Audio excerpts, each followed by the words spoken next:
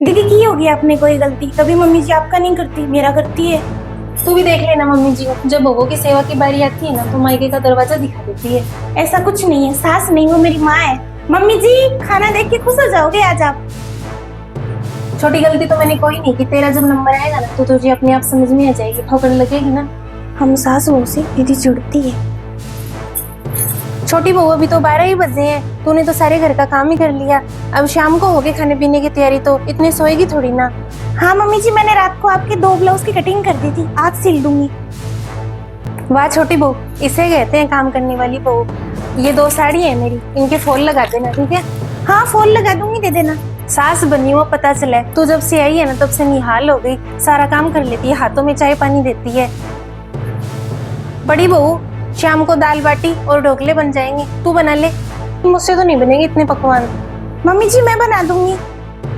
छोटी अकेली कैसे कर लेगी, कितने सारे तो बर्तन हो जाएंगे, मुझसे तो नहीं धुलेंगे, बर्तन धो जाएंगे। हाँ तो दीदी मैं बर्तन साफ कर लूंगी, होंगी तो। हाँ तू बना लेना, कर ले, जितना करेगी ना उतना ही मरेगी।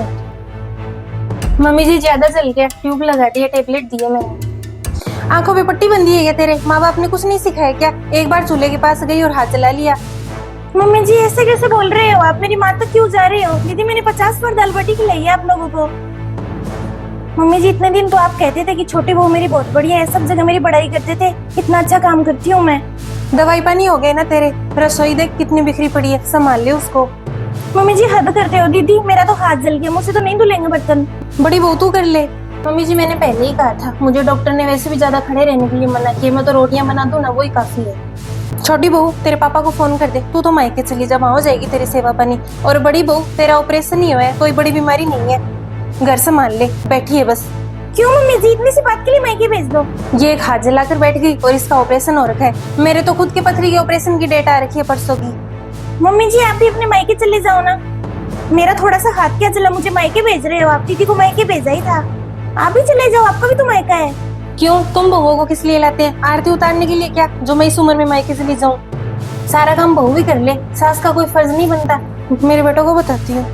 मम्मी जी जब आप ही ना करो तो हम क्यों करें? आपकी मम्मी के लिए गाड़ी बुलवा लो, परसों की ऑपरेशन की डेट है ना, मुझसे तो नहीं होगा काम, मेरा तो हाथ जल गया।